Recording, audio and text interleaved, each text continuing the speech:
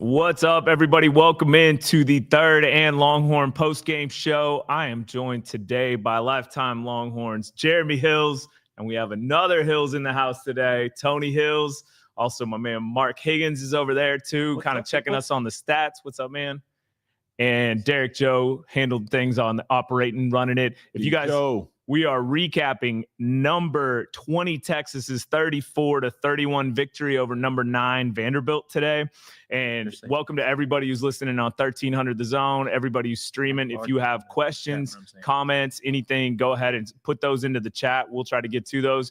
If you want to do a super chat and pay, we'll make sure that goes in Derek Joe's pocket, who volunteers on this thing. So we appreciate y'all. We'll get to those in a bit. But guys, let's start breaking it down. This was a huge win for the Longhorns, right? Like, we control our own destiny. We all talked about this before the game, and this is a top 10 team coming into the stadium. Texas hasn't won a game at home against the top 10 team since 2016. Almost 10 years. So that's a big one. Yeah. But let's break it down. Let's get to, we got two offensive guys today, but Jeremy, I'm going to let you I was going to say Hills, but that doesn't work today. Yeah. But Jeremy, let's give us your quick thoughts on the game today.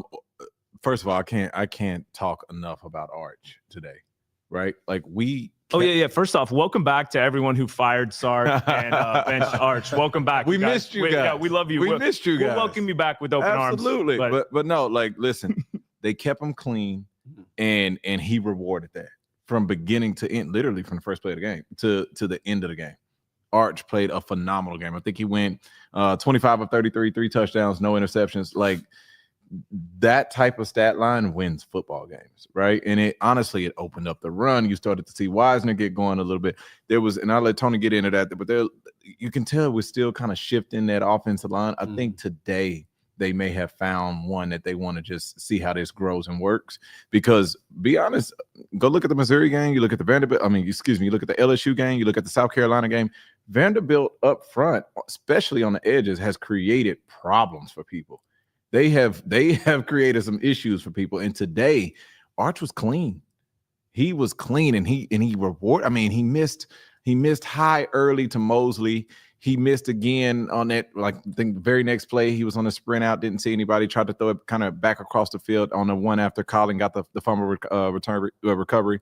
So he's 25 of 33, and those are 2 right there. So for the other 58 minutes of the football game, this guy was ice. He was money. And it's not like it was just dink and dunk the whole time. It was intermediate. It was deep. It should have been another one on a touchdown, but like, that's not on him. He put the ball right where it needed to be. I'm looking at Arch. Would have made a difference too, even though there was no contact on Mosley on that play. No contact. But go ahead. No contact we won't at talk all. About the refs today. This was the most complete game that I've seen from number 16. Yeah. And for us to not even know if he was going to play coming into this game, because he got rocked last week. So for us to not even know if he's going to play, not only did he play, he led us to victory today. Like, I can't say enough about Arch. I love what I've seen up front from the offensive line. This was a dang good win. This was a needed win and a dang good win for Texas. Like we said pregame, everything is in their control, and they controlled it today. Yeah. Well, Tony, you had some great stuff to say about the things you saw shifted and what we changed going into today. What are your thoughts? Yeah, absolutely. I mean, first and foremost, man, I've been, I don't know, I might have one of them viral clip moments going out. No. We're not doing no viral clips here, buddy. No, I'm saying like I've been pretty harsh on Sark as it pertains to the way that he was structuring the play calls, right? Okay. And what I talked about is when you have this offensive line that's trying to figure it out, you can't get fancy. You have to simplify it. You have to understand, like, if I'm a guy that's really trying to grow in this space, I need to understand what my assignment is to allow me to play fast. I know Sark likes to do a lot of motions, formations, and shifts and things like that to be able to, the window dressing. But what happens, and I've talked about this before, is when you do those type of things, it changes ID movement. So if we miss an ID movement, we're supposed to make a lefty call and bring the ID point back to the left. And what's the ID point for those? So like usually what happens is the offensive line are responsible for 4 down and the mic, right? Or if you're playing a 3-down team, you'll call somebody that's standing up a down lineman, right? So we still want to get our 5 on their 5, right? So what happens is a lot of times with those formation shifts is that we might miss an ID. If we're going to the right and we ID a mic to the right, but then we run a formation that puts them back to the backside and we don't shift it, we're wrong. And what happens there? Well, you leave those guys open, and that's how we have that pressure, the pressure that you were talking about. What I say all that to say this: now we make the shift. What do? We have Robinson in the game, who's really a starting center, right? And now you put in Hudson, who is the starting center. So now you have two guys that understand how to ID check properly, and they're good players. So it's like you having two coaches on the offensive line. And you got DJ Campbell still right there. Right there. So now you got dogs, right? And so here's the thing too. I talk about this, and you made fun of me, right? The 1960 power no puller. Yeah, man. Right. But listen, that's your play. That's what they are. Big humans on big humans. When you look at it and you go back and watch that play, 3 to 4 yards a pop on first down every time they run it. That allows you to do certain things on second, and you still have a third and short, right? So they're finding themselves in this particular space. So I like what I saw from the offensive line, and I like what I saw from Sark as it pertains to his continuity and his calling. He went horizontal, but he started running things down north. He started taking deep shots, opening them up. And Arch, man, what you said, 25 for 33, that's freaking phenomenal. This is by far, we can agree that this is the best game. This is right? just start to finish. Yeah, absolutely. Not even close. So I mean, everything is happening for the offense, right, at the right time. They're peaking at the right time. So now we have to see, can we take this back with this bye week that we have, take all of the good things, continue to work on that, and continue to build our identity on a game like this. Absolutely. Yeah, I love it. Well, we are recapping number 20 Texas's 34-31 victory over number 9 Vanderbilt. Okay, we covered it a little bit already with the offense. I know. We, like I said, we got 2 offensive guys, so I knew we weren't gonna talk much about the defense. We'll get to the defense in a second, but talk to me about what you saw from this passing game, from these receivers. Look, it was great way to start the game. Yeah. Wingo on the first play, it houses it, but then gets injured, and so you needed your other guys to step up. And they did. So talk to me about what you saw on the offensive line. It was, I think I heard the announcer say either 9 or 10 guys had a reception today. Yep. Like that is one. Again, let's it starts at the top. Sark, you are calling. We're not just dialing up for one guy. Yeah. Right. We're dialing up based on what we're seeing and how we prepare, and then how we're adjusting in game. And then QB1, your eyes. Oh my gosh, his eyes were in the right place today. One of my favorite plays, backed up. 3rd and medium. I think it was either 3rd and 5 or 4. And his eyes started to the right, didn't like what he seen, came back to the middle, didn't like what he seen, had the check down here, but had the end breaker with Mosley, threw it right over the check down on the money. Like that's pro level stuff. Yep. That's pro level stuff. And he had the time to do it. And that's why I'm like, it all plays a role. Like there's no job that's too small. There's no job that's too big. It all plays a role together, right? And we've seen that throughout the game. He was hitting everybody. Tight ends got involved. Mosley had a great game, right? Wingo obviously went crazy before he had a little nick up or whatever. You look at Moore stepping up on some big ones. The outbreaking route that he had on 3rd down, a beautiful catch Big that he catches. had. Big catch. Like these are pivotal times where we have to have it, and we got it. It wasn't honestly until late. It got a little sloppy for us. 3rd and medium, 3rd and short turns into a 3rd and medium that turns into a 4th and long. We can't have that, right? And I'll argue that it was more encroachment than it was a false start, especially if you come into that zone and a lineman touches you. That's supposed to be 5 yards the other way. It was 4th and 6 when he tried to get that call. We get that call as 4th and 1. I think Sark maybe goes for that. Yeah. Like who knows? This is when it was a 10-point game, right? Who knows what happens right there? But instead, you're sitting at 4th and 16 at some point, right? You had 2 back-to-back false starts. We can't have that. So that's definitely during this bye week, like you talked about, T, that has to get cleaned up. Those are the things where, hey, those type of plays can make a beautiful performance like today, like obsolete. Correct. Like if you do that too much, and then some other things don't happen in our favor, aka a 2-point conversion that's not really converted, because those are the things you can't control. But once we're done with offense and defense, we'll spend about a couple minutes on the officiating. I'm not quick, kidding. though. I say Hills, but now I can't say that today. Yeah. Jeremy, 10 guys. 10 guys had a catch today. Yep.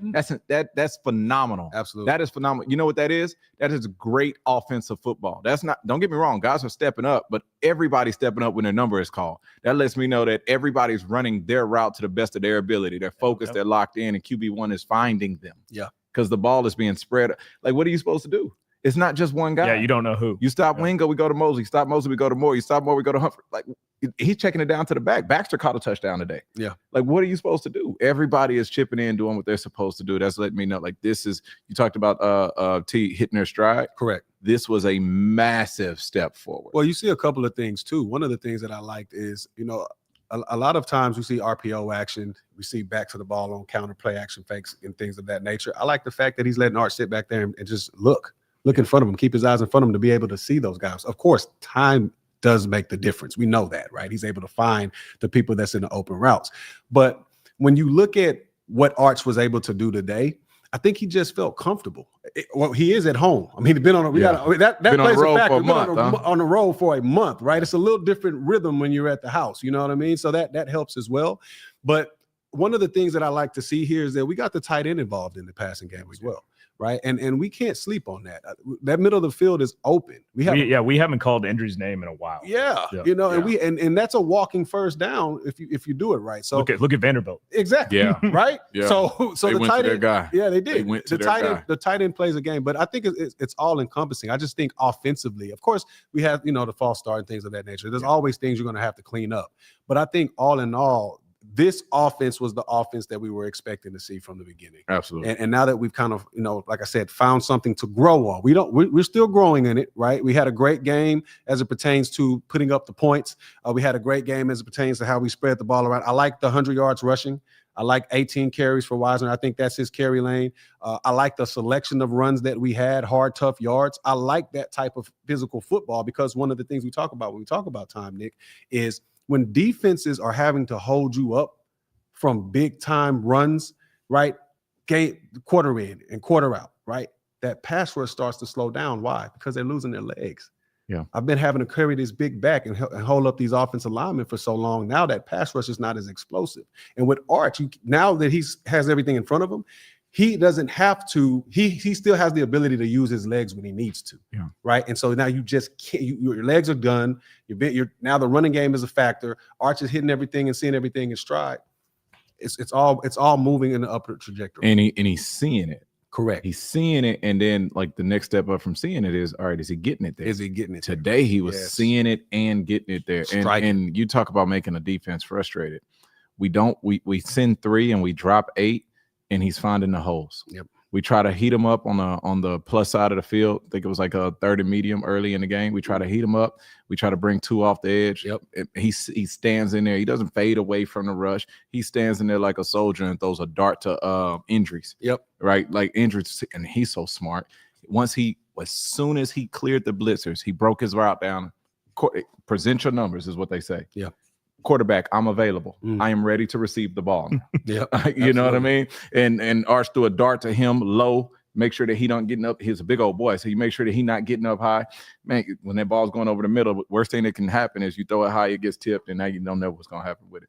But he threw it low, boom, he catches it, he turns around, falls down, first down. Yep. I'm like, this is high level offensive football. Absolutely. This is better than efficient. Absolutely. This is better than we can work with this. This is better than that's good. That's high level offensive football. No matter what you do as a defense, you're wrong. Yeah. And when you think that we're not going to turn around and hand the ball off, we are. We have the ability to do so. Yeah. Well, and you saw, and we knew this was going to be the case. We knew we were going to do everything we could to keep Arch clean this game because of what he was recovering from. Yeah. We did not run Arch, and honestly, the offense looked a little bit better without that Arch run in there. And I think teams have come to expect that so much that it's becoming a little easy to read. And I think that not having that today, I really like that we concentrated more on Trey and let him go. I don't think the plan was to run Arch in the very beginning. No, the offense was so stagnant. That's fair. We had to implement that in order to try to create an offensive advantage and stay on the field. Remember, we weren't able to stay on the field. Yeah, no. Right? But ideally, I think if you ask most coaches and coordinators that are calling play, I don't want to run my quarterback. That's not what I want because to of do. what can happen like last week. We saw exactly. So no, it was a beautifully called game. It was a better executed game plan.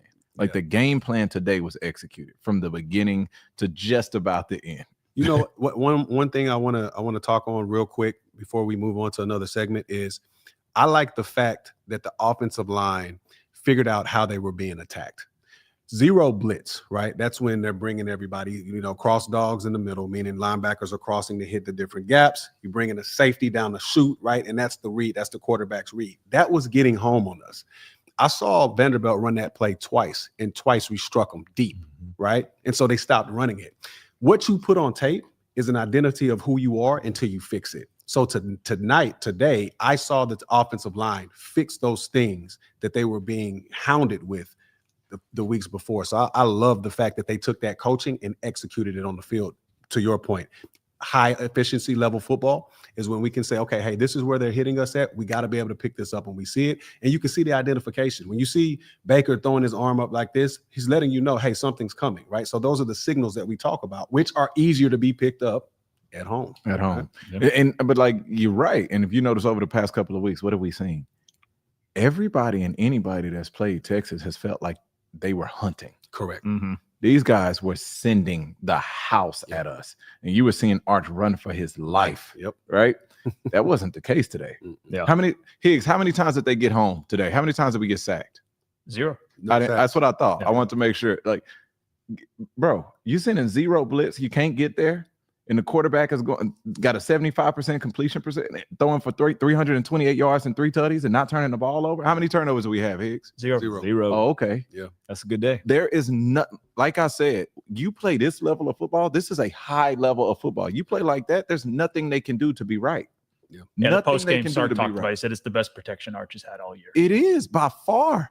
And I mean, some of my passion or frustration has been like, and I'm sure it's a lot of people's, but don't get me wrong, the kid has missed some throws. I'm saying, let's see what happens when he can develop with time. Yeah. There's a lot to it being rushed, being sped up, and he hasn't had a chance this year. I mean, with the number over 60% of his plays pressured, like that's Ridiculous. That's ridiculous. Yeah. Like that's hard to, like, no person can react like that. Well, let's put a bow on the offense. 428 total yards, 328 passing yards, 100 yards rushing. We mentioned it. Arch was 25 of 33, 328 yards and 3 touchdowns, a 9.9 yard average per play. Trey was 18 carries, 75 yards, 4.2 yards a carry and 1 touchdown. CJ had 7 carries for 22 yards, and Arch had 1 carry for 4. Let's get in. This is going to take me a while. Ryan Wingo, 2 catches, 89 yards and a touchdown. Mosley, 7 catches, 69 yards and a touchdown. DeAndre Moore, 3 catches, 49 yards. Trey, 2 catches, 28. Endries, 3 catches, 24. Parker, 2 catches, 21. Niblett, 2 catches, 19. McCutcheon, 2 catches, 18. CJ, one catch for 6 yards and a touchdown. And Jordan Washington with 1 catch for 5 yards. Big day for the offense, but let's get over to the defense. And as we get into this, I've seen a lot of comments popping in here about how PK is overrated. PK is not a good defensive coordinator. Guys, we have to stop with the extremes like this. Like we have one of the best defensive coordinators in college football week in and week out. Just look over the years. He's not unconventional defensive coordinator, but our goal this game, you could tell, was to take Vanderbilt out of what they wanted to do, which is control the ball, run the ball. They had 13 carries for 14 yards in the first half. Yeah. That was their rushing, and we forced them into being a passing team. I'll take my chances on Diego Pavia being a drop back passer. Granted, they had it. They did what they needed to at the end of the game when they were pressing on us. The last 5 minutes of the game, Vanderbilt, they turned it on and we didn't match it. And mind you, we were pretty deep in the depth chart there on the defensive back, and that's not making an excuse for it. It's just actually what was happening. But Vanderbilt ended up with 423 yards, 365 yards passing, 58 yards rushing. That's a team that wants to run the ball. Yeah. 238 were in the fourth quarter. Yeah, there you go. 238 of their total yards were in the fourth quarter. Correct. I mean, that's desperation mode. That's not we didn't step on their neck the way that we should have. Yeah. Higgs, I'm curious, whenever you get a chance, can you tell me like what Vanderbilt's season average is for rushing yards? Because you said we gave up 58 yards rushing. Mm-hmm. Yeah. They run the ball. Yeah. That's what they do. That's what they hang their hat on. Yeah. If I remember from the pregame show, I think it was 150 or 175 yards a game. At least it might have been 200. Like they run the ball. I'm saying. So yeah. But let's give me your quick thoughts on the defense. Obviously, Diego Pavia had been sacked 7 times this season. Texas sacked him 6 times and today. Forced a fumble and recovered the Colin Simmons with the Simmons went crazy beast play. Like not only sacking him, one arm strips it, recovers it. Yeah. Like that was, and we haven't talked a little bit about this, but not having Jelani McDonald went down with an injury. We don't know what it was. I have seen speculation. It looked like a concussion, something like that. I don't want to, like tell you what it was because I don't know. Right. But he definitely came back in street clothes for the second half. Not having Taff, that hurts. So this is a great time for our bye week. But give me your quick thoughts, Jeremy. On Real quick, Hills, before we do that. Before coming into this game, Vandy averaged 203 yards. Yeah, That's what I thought. We took away their identity. And they've played Missouri. Mhm. They've played LSU. Mhm. They've played South Carolina. Alabama. They've played Alabama. Yep. Like this, They played some good defense. They've played some Absolutely. defense. They run the ball. They And we play. took them out of what they wanted to do. And that's why you were up, 20 plus points Correct. late in the game. Now we gotta finish. Yeah, 100. And I'm sure that's what's going to be talked about over the next 2 weeks. Mhm. We have to finish. Yeah. Right. Because fourth and 19, I want to say, Yep. from their own 2-yard line. That can't happen. That does not turn into points for them later in a drive. That drive is over. Yeah. Right. So we That have to drive and game should be over. that drive in that game is over. That's first and goal from the 2-yard line, Texas. Yeah. Like that game that needs to be over. Now, for of a 60-minute football contest, let's say 55 minutes looked really good. Yep. 55 minutes looked really good. We looked fast. We looked physical. We knew we were assignment sound. We were gap sound.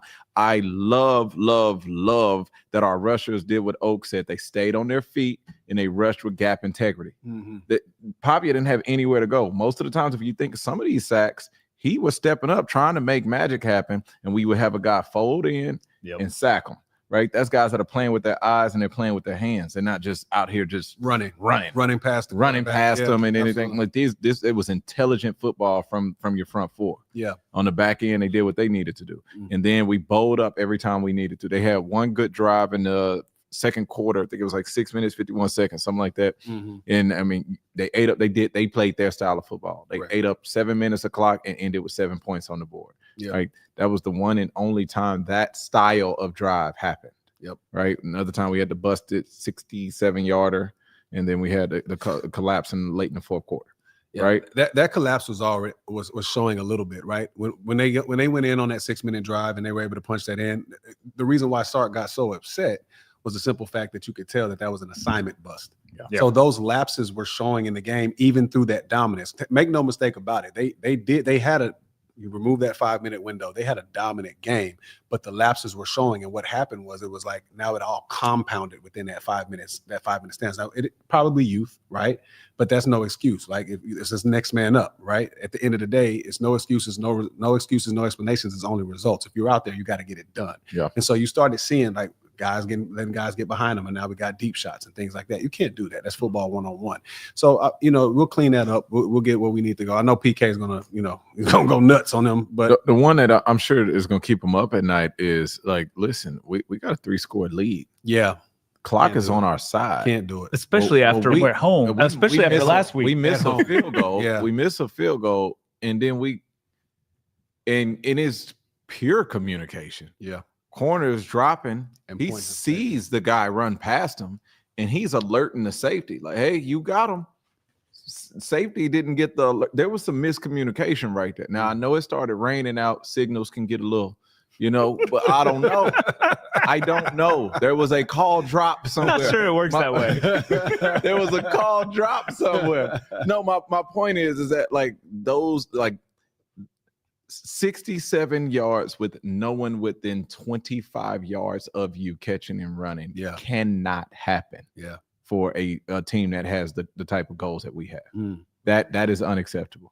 Let me ask you this: do you think that there was a coverage shift because you're trying to play the clock as well? So you're calling certain things that it'll give up. You envision it giving up some yards. You don't envision it giving up that because you're wanting to play the clock and to dwindle that clock down. Because when the way the offense is humming, we can get out here. We can really get into this 4-minute offense and get this game over with. One of my really good friends, we played ball together at Texas. His name is Benjamin Wells. He's the director of player personnel at Texas State. Mhm. He was a heck of a defensive coordinator at the high school level. Yeah. And I'm always talking defensive ball with him, and he's like, you're always going to be susceptible to something no matter what you call. Mhm. But in this type of situation, what I imagine is we're saying no matter what, we're taking away X. Yeah. And X is bombs that way.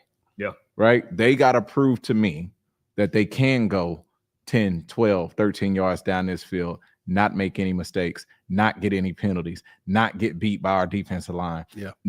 Obviously, they can't run the football. They have to prove to me that they're going to march down this field and go put up 7. Yeah. What we can't have is that. Yeah. Right? Takes 10 seconds off the clock and 7 seconds off the score. 7 points off the scoreboard quick for us. So, we can't have that.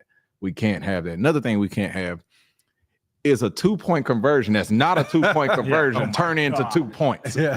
With a ref who was positive that was a 2-point conversion. That was the fastest I've seen hands go up. His hands were up before he even got it. Well, which he never crossed. But anyways, I think another thing we can't have is that crew working in football. I agree. On I Saturday. second that. Hey, I will. Okay, let's get into it. Let's we did offense, defense. Now we're going to do the rest. Battery in his back. I am going. In his back. I am not a ref person, but twice this year, I have seen officiating crews that were appalling. And that Auburn Georgia game was one of the worst. Right before the half. I've Right ever before seen. the half. By the way, that they swung that entire game around. You can see me get mad here, but that was the first time I have lost my mind about an officiating crew. Today was the second. Yeah. And that, by the way, that Georgia Auburn crew got removed. Yeah, they did. And by the way, this crew, that was egregious. Yeah. Like there were so many moments where, you don't see Sark lose it that much. And he was losing it over and over again at the officials because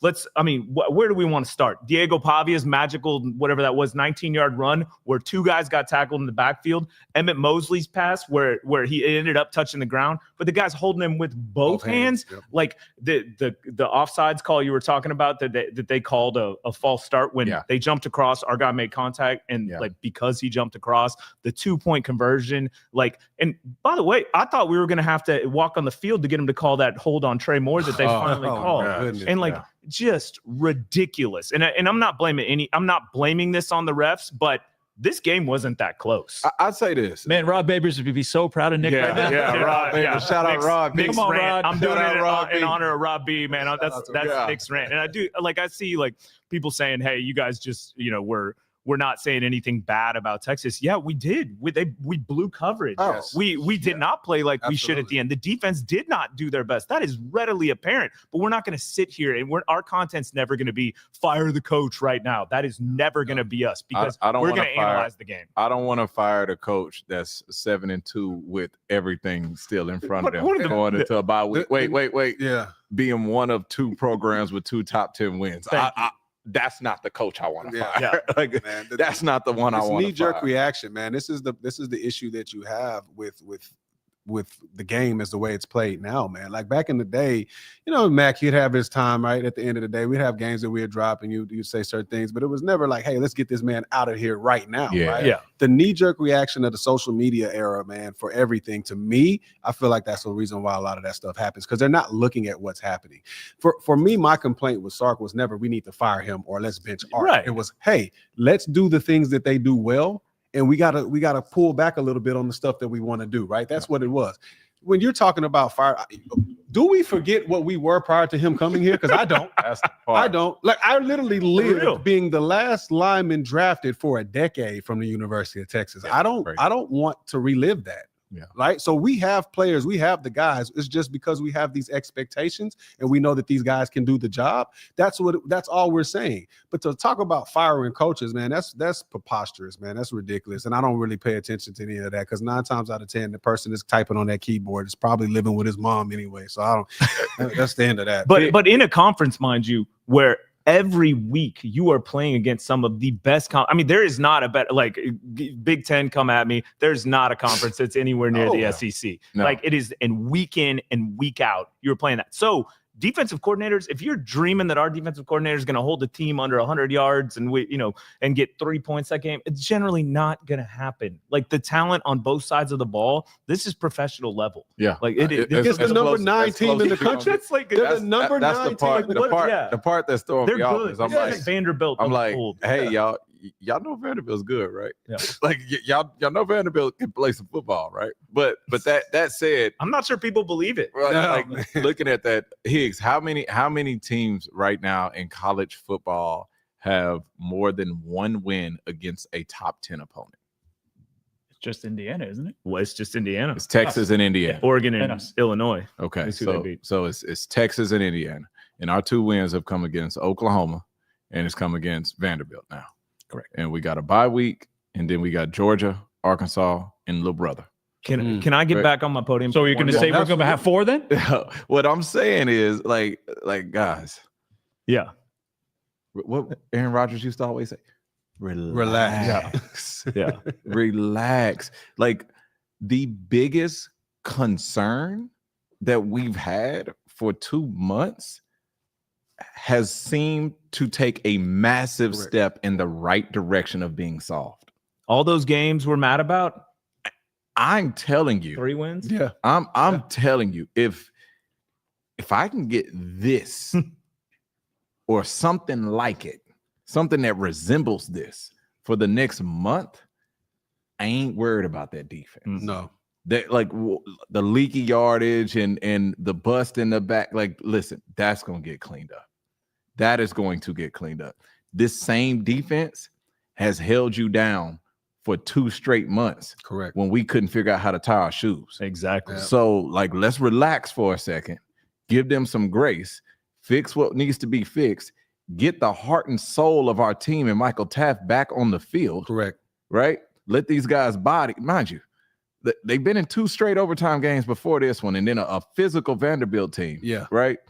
This is the gauntlet of the SEC. It's what we signed up for. All I'm saying is you're 7-2. Yeah. And you just came off a top 10 win at home, the first since 2016. It ain't like these things come every other weekend. Well, there's another part to that too. Like we got to remember, man, that football is a 3-part game. And so for the past few months, it's been 2 parts that's been holding 1 part up. So now the 1 part stepped up and we still got the win. So it's like there's a lot of positives to look at in this game, right? Like there was going to be a game where the offense had to say to the defense at some point, hey, we know y'all not doing what y'all need to do right now, but we got you. Got you. Yeah. Today was that game. And to Colin me- talked about that. Colin Yeah. Simmons talked Yeah. about that. yeah, He didn't even hesitate. yeah. Well, I do need to address, like, I'm a huge fan of Diego Pavia. I think he's Yeah. a gamer. Yeah. I think he plays Yeah. hard. I think but the whole underdog thing works when you're an underdog. And when you're the number 9 team in the nation, Yeah. you're like coming in, like trying to make up this kind of stuff. His quote before the game Yeah, the about Louis this Vuitton. being Louis Vuitton versus the Yeah. junkyard. Hey, bro, Yeah. if you've set foot on Vanderbilt's campus, this Yeah. doesn't work. It is $90,000 a year to go to Vanderbilt. Yeah. You, my friend, are Louis Vuitton. And I get what you're saying, but by the way, the tuition at Texas, $11,000 for in-state. Yeah. So don't give me that. I think it's Louis Vuitton versus Prada. Yeah, that's what it is. Louis Seriously. Vuitton versus Yeah, Prada. get out of No, here but with the most expensive school. the thing is Trying to find an edge. Exactly. is Yeah. like I'm not mad at QB1 finding an edge, and you can tell that when you listen to the head coach, like he's echoing what's being told by Yeah. the head coach, right? You can definitely. I love tell that team, by the way. I think Yeah. Vanderbilt's dope. Yeah. I think that I hope they go on and win everything else they do this year. I You know, And if Diego Pavia was our quarterback, we would be like, that guy's awesome. Right, absolutely. He's right. tough as hell. right, We you know, want you're a that guy. tough kid. Absolutely. Like He's let's not Bam Bam let's Sam. let's Like, be clear. Let's be clear. Like if you're Pavia, you're on the road against Texas, packed out stadium, getting beat up for 4 straight quarters. Yeah. Sacked 6 times. You done fumbled the football. Can't get the running game going. You ain't did nothing, and you're down 3 scores with the ball, and you figure out a way to make this a game. He put his cape on. So, like, I'm gonna give Pavia his credit. he's the one you hate to play, but you love to have. Yeah, And even that's another penalty where he dragged Phil oh, down, my and they called Phil gosh. Simi. The refs just fell for it, Oh, hands down. my Like, But that was a smart football. That was a smart, smart but he football. is. He's a smart player. But and to your point earlier with the refs, Major Applewhite used to always say, "Don't lead a game in the hands of the zebras." Yep. Yeah. Right. Yep. So like that, we'll take that one on the chin too.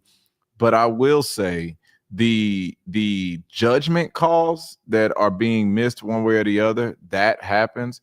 But on some of the stuff that you have the opportunity to review and basically say, hey, we took a second look And actually, this happened. Correct. AKA the 2-point conversion. I can't get over that because it's really bothering me to my core. Well, Jeremy, I looked looked it up. 2201 Richard Arrington Jr. Boulevard in Birmingham, Alabama. That's the SEC headquarters. I think the tape is probably on its way. Oh, absolutely. man. Sark's already postmarking that one. This is it's mind blowing. I'm like, hey, y'all showed 7 angles, and there isn't one that suggests that the call should be upheld. Yeah. And somehow you decided, well, we're gonna stick with it. But the force with which that guy raised his arms I think without even hesitating. He's more mad at the fact that he didn't even think about it, right? He didn't. There, like that was a close play. I mean, my eyes would have been down there. Like, Yeah. did it go? I would have been. You would have been. You'd have been better to see the refs huddle up real quick. Yeah. 100. I'd have been Make okay a with call. that. Yeah. But instead, this dude was positive, and it's right in front of his face. those are the ones where I'm just like, all right, fellas. Like again, judgment calls. Correct. Was that holding? Wasn't that holding? Like, was that face mask? Wasn't that face mask? Did he get the face mask? Was it high on the? Was it the helmet? Like, it's football, man. Stuff's gonna happen. Y'all had to. You actually paused the game and looked at that.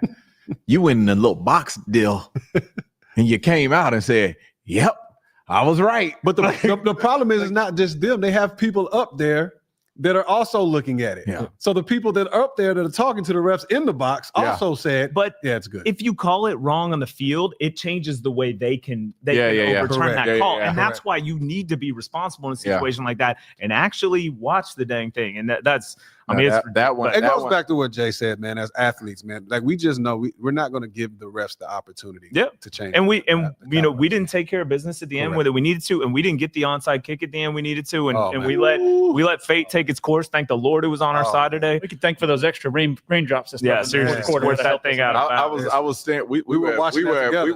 Pluckers watching it before. We finished watching it there, and I'm looking and I'm like, wow.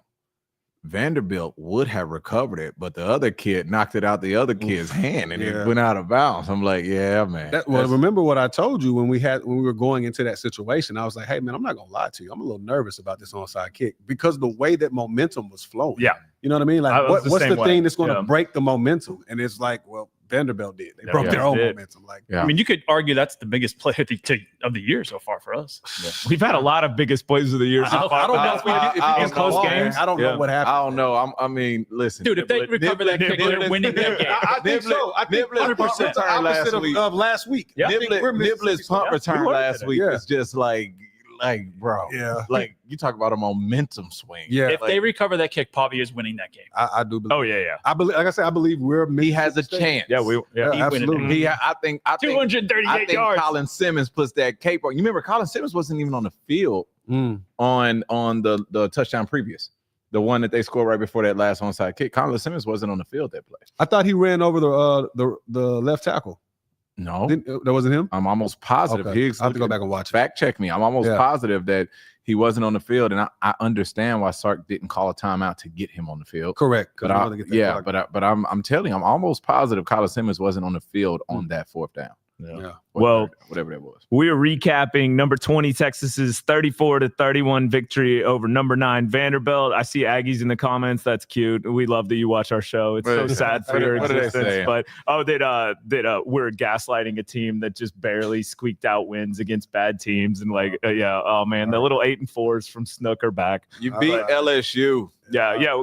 Find me your big win and don't tell me Notre Dame. Yeah. But anyways, all right. Notre Dame and LSU. Let's get to the special teams. Bowmeister didn't have his biggest game in a great way. He punted once for 25 yards, hitting them inside the 20. Did exactly what he needed to do.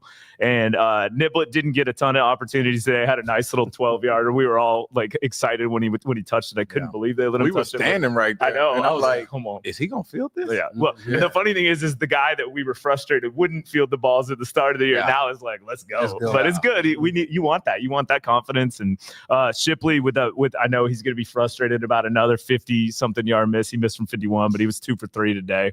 And if you guys have questions, comments, things you want us to get to, if you Aggies want to cry about stuff, go ahead. You can do that in the comments. But we'll start attacking those if y'all are ready. You guys Let's got get anything it. else before we get into it? I do want to point out one thing that I absolutely love. This was probably my favorite sequence of the game. Right? Oh yeah. Going into the half, they have a 6-minute and 51-second touchdown drive. Mhm. It was a great drive, to be honest.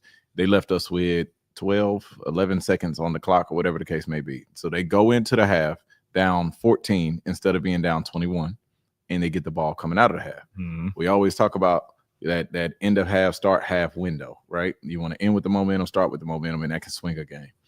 They come out of the half with the ball, just haven't scored a touchdown the last time they were on the field, right? They steal a possession.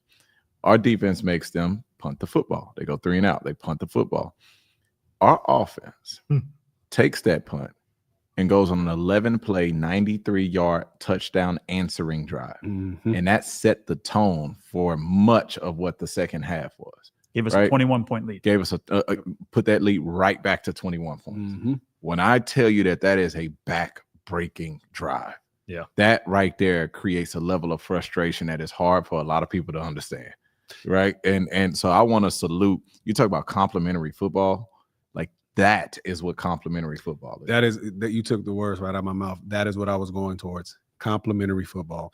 Being able to understand that when we're in a situation, whether offense or defense, whoever is up that particular unit, you have to answer in that moment, right? Because by answering in that moment, what it does is there's momentum shifts that are happening all throughout the game, right? Especially in college football, like being up 20-something points and now you're fighting for your life. That's college football, right? Mm-hmm.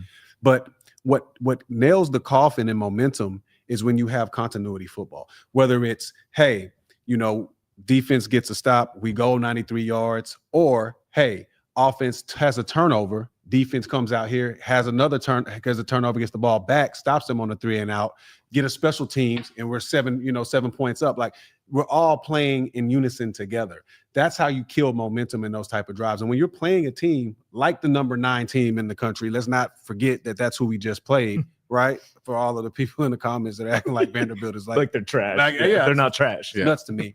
Those type of moments are moments where I start to see this offense grow up. Yep. The offensive line grows up, understanding who they are, right, and how they need to move going forward. I need to see more of that, though, right?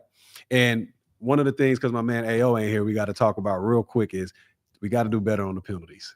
Oh, We gotta do better on the penalties. Yeah. We can't have that. And I understand some of these calls are, a little wishy-washy, but at the end of the day, we got to, because those things can swing momentum as well. We ended up with 9, I think. Yeah, we had 9. Yeah. Which, that's too many. Yeah. But And before we get to those Knicks, I get a quick update on Ryan Wingo. Sark said in his post-game presser, in an emergency, I think he could have gone back in. Yeah, I mean, the way we saw him run back out, and he had a bandage on there and looked like he was ready to go. And I think they made a business decision. It's like, look, I think our guys can. I think our guys can handle it. And our guys proved that and they did. Absolutely. Yeah. And our receivers have been kind of a maligned group from a lot of people, but they step up when they need to. It might not look like it does every year, but when they need to make some big plays, they've made some big plays. Absolutely. So let's see. From Zeke, refs had the betting line today. Absolutely trash. Missed all the holds on Simmons. I mean, That's your facts. yeah. I wasn't gonna bring it up. Well said. When I seen that, some books had it 2.5, some books had it 3.5, and it magically landed on 3.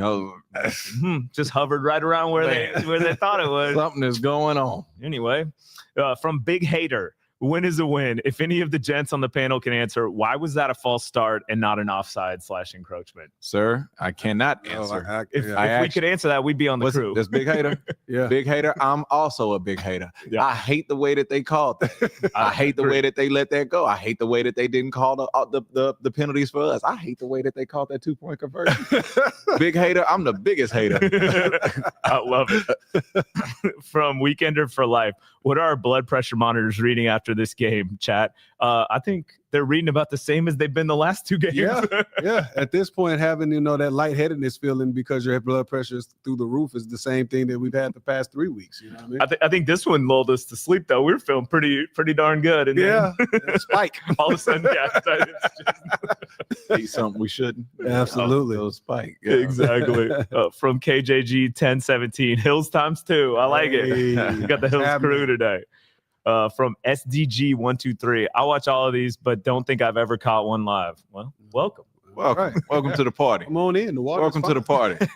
And shout outs to everybody listening on 1300 The Zone. We appreciate that. Shout outs to the crew and Cameron and everybody over there for airing this. From Julian DeBerry. The penalties at the end, we have to clean that up. It almost cost us. We should have at least put 3 points up that last time and took more time off the clock. Yeah, I agree. agree. Absolutely. Yeah, absolutely. No, we didn't do what we needed to do at the end, but I think we did what we needed to do to win. Absolutely. Correct.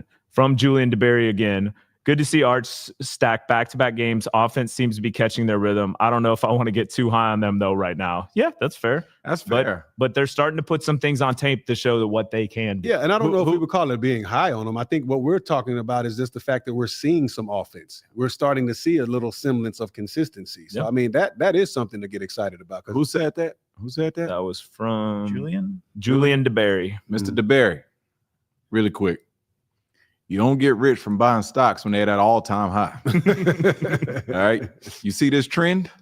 You see what's happening? You see the end of the last game? You seen the full game here? You get 2 weeks to prepare for the next opponent. Mr. Julian, I would implore you, sir. Yeah.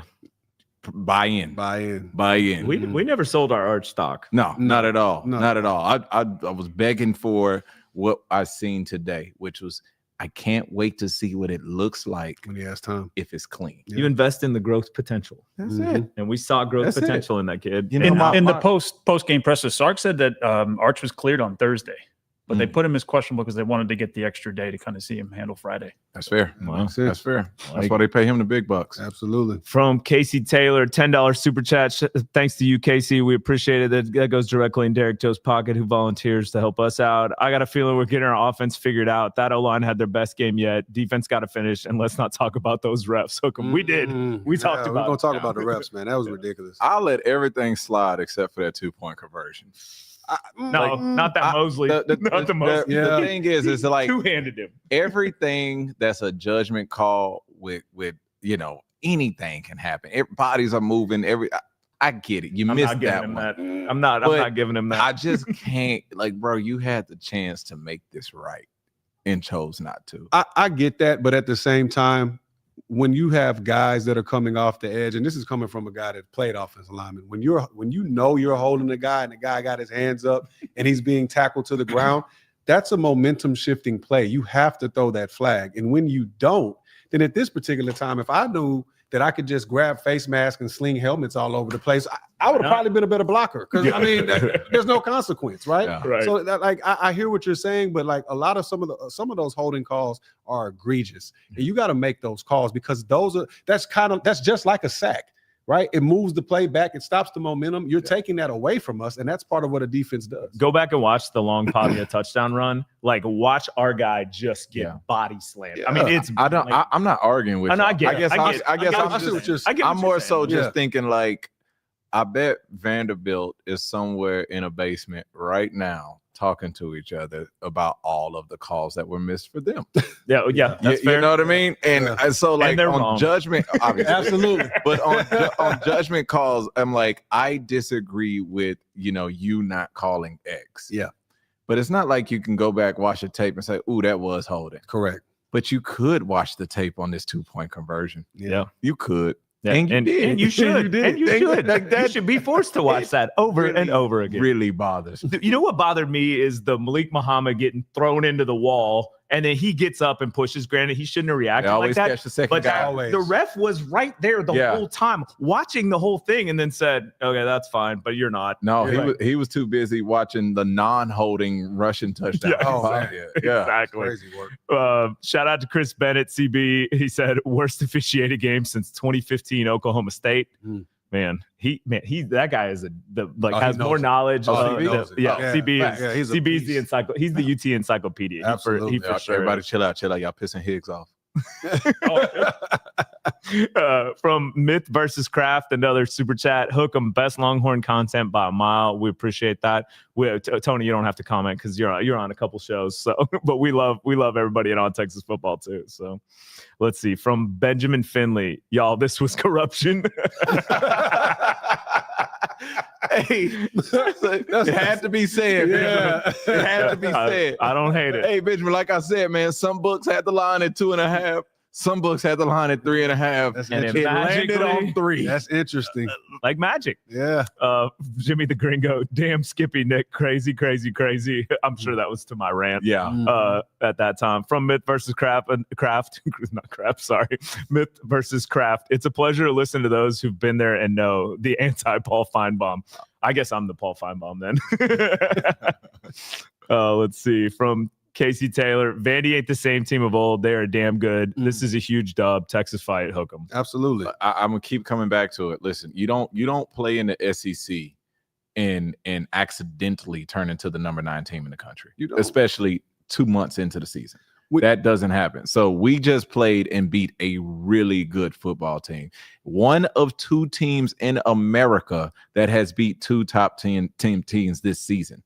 Like, come on, guys. Well, when you look at the SEC as a whole, man, like a lot of the times when you look at the records, take a Mississippi State, for example, their losses are a lot of situational football losses. Yeah. They're going to do what Mississippi State does, but you can be beat in this conference by anybody. Mississippi State beat Arizona State, who's one of the top teams or was one of the top teams in the Big 12. That's what I'm saying. So at the end of the day, like you have to understand the conference that you're playing in. Like from top to bottom, anybody can be beat. Anybody can get it. Anybody can be beat, irregardless of record. So, like, look, man, like to your point, we're still in a place offensively where we're trying to figure it out, and we're sitting at 7-2, 4-1, and that's the part. I'm like, listen, for 2 months we were hurt. We didn't have our starters. We didn't know.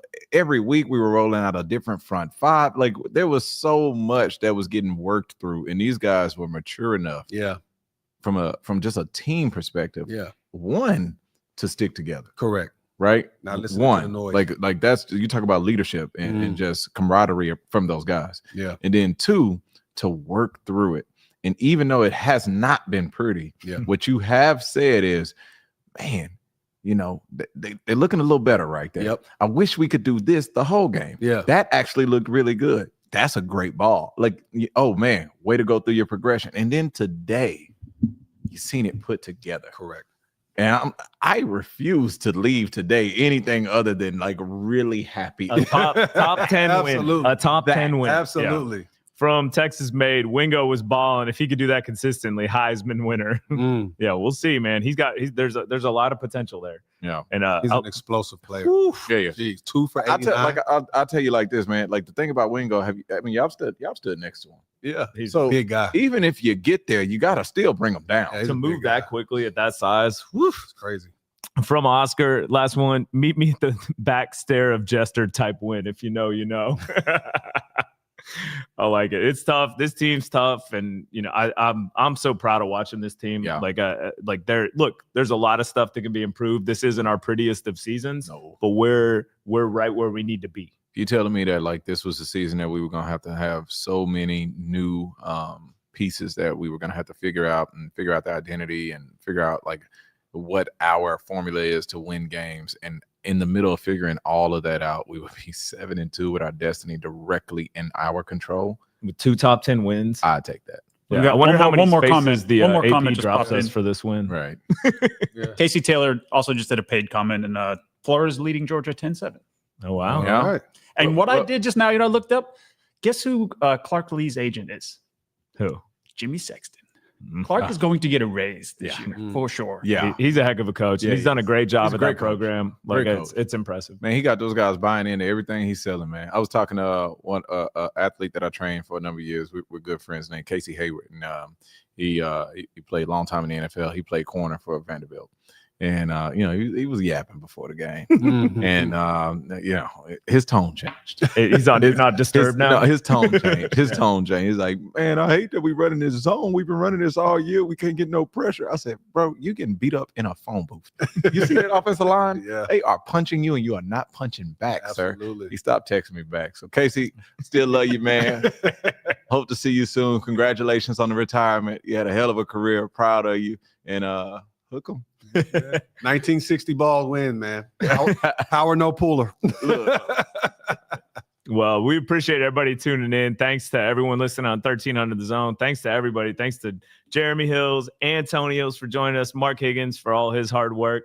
Oh, One thing before we go, you guys got honored today on the field. oh I yeah. want to give you a shout out here, the 2005 Rose Bowl National Championship team. So congratulations. Last time we Much love. went and grabbed one of those, man. It was good. I seen all y'all old guys walk out on the field. Yeah. Have y'all look like y'all ain't know what to do out there. Like y'all ain't never been out there before. You should have seen them, surely. They had their phones out. They looked like they were at Disney World. It's not the same stadium, man. Ricky Brown said 80 some guys showed up. Yeah. That's so cool. It was But great. what a seeing those turnout. guys, man. I got to see hug and kiss on Mama Sally. See Coach Brown, saw Coach McQuarter, Coach Davis, Miss Chambers. It was good to see everybody and just kind of reminisce, man. Pick players that we haven't seen, their kids. It was great, man. I had a great time. Oh, Brought my well, kid with me. Y'all deserve it. Y'all deserve it. Shout Much out my love. nephew Tylen. What's up, baby? man. And shout out Derek Joe too for making all this happen. And we will next week, no game, so we got a week to rest, get healthy. We will still have some content coming out, and then we'll be back for the Georgia preview. So we appreciate everybody listening, and hook 'em.